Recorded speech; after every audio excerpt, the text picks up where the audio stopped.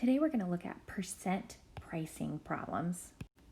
Percents, as we know, are ratios to 100. With pricing, we're just referring to money.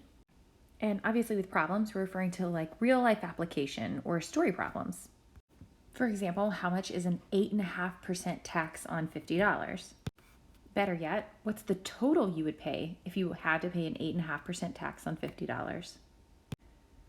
We're going to use ratios and equations in order to solve them. Start off by copying the vocabulary. Pause the video, copy it down, and then play to see me use some examples to explain what these words mean. Markup is the amount added to the original price so that stores can make a profit. So, for example, if you've ever bought rainbow sandals, they cost only about $10 to make, but they're selling for $40. That means they've been marked up $30 because it went from 10 all the way up to 40. For discount, that's the amount taken off of an item's price to encourage a sale. So, for example, a $50 shirt on sale for $30 means that it's on sale for $20 cheaper than it was before. So that's a $20 discount. Tax is a percentage of money that goes to the government. On a day-to-day basis, you see this in sales tax. For example, you see a shirt that's $30 on the rack. When you actually go to pay for it, you pay $32.18 because you also have to pay the sales tax, the $2.18 extra that goes to the government. Finally, we have gratuity, which you probably have heard of as tip. It's a percentage added to personal service. So for example, a meal would only be $35, but you add a $5 tip and leave $40 altogether. For our first example, let's look at markup. I have $80 jeans. They're marked up by 20%. As you recall, our ratio of part to whole is going to be equal to our percent out of 100. Since we're talking about a 20% markup, we know our percent is 20 hundredths. Since it's $80 jeans and we're trying to find how much the markup is, which is also the part, then the 80 goes here at the bottom. I solve for the missing number on my ratio, and I end up with 16 out of 80.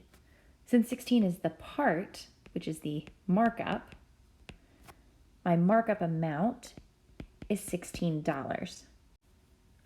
As you recall, markup is what's added to the price so that you can make a profit. So that $16 is how much profit the company is going to make for selling. But remember, you also have to pay for the jeans, not just the markup. So for the new price, I add the $16 to the $80 jeans, which means that you actually pay at the store $96. If that made sense to you, skip the see it again and go ahead to example 2. If you're a little confused, I'll show you another example. This example doesn't need to be copied in your notes. This time, let's say that the jeans are marked up by 50%. To find 50% of 80, I'm finding 50/100ths of 80. We could simplify that to a half, but if you didn't, we can still solve it the same way we solved our last problem, by seeing our common ratio. To get from 50 to 100, it's times 2. So to get back up to the part, that would be half of the total, which would be 40. That means that my markup would be $40. That's how much is added to the price of 80. So 80 plus 40 means that the $80 jeans you would actually pay $120 for, because $40 was how much was added to the price so that the store could make a profit. For example 2, everything is 40% off. You buy a $30 shirt and $80 shoes, and you're trying to find the total amount of the discount and the total amount that you pay. So since we're trying to find the total, we need to first add up how much we spent at the store. That gives me $110 that I've spent. Since everything is 40% off, I need to find 40% of the 110. Since 40 is a percent, I put it over 100. Then I need to figure out what that part is out of $110.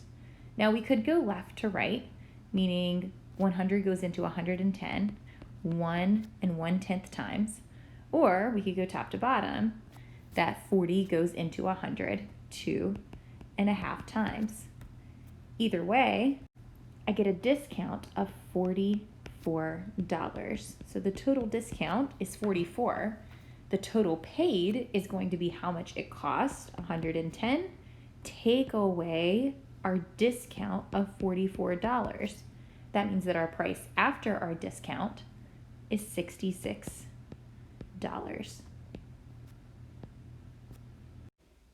And for our final example, we're looking at tip or gratuity.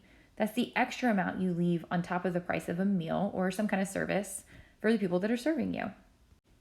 I set it up the same way as the last one because once again, I'm trying to find a percent of a number. 18 is a percent out of 100, and 52 is the total cost of the meal. 52 goes into 100 almost twice, but 1.923 times, which means I'm going to divide by that 1.923, giving me $9.36. That's how much tip I leave, which isn't the total price of my meal, because my meal was 52, and then I add to that the $9.36 that I'm leaving for tip, giving me a total price of $61.36.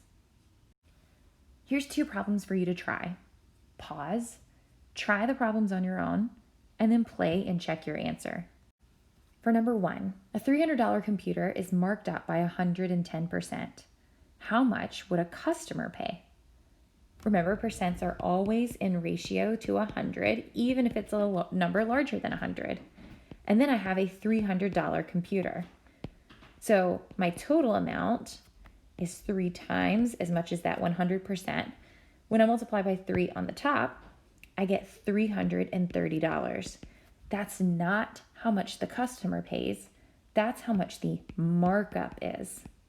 I then have to take the markup, the $330, and add it to the original $300, giving me $630 for the final price that a customer would pay for what was originally a $300 computer.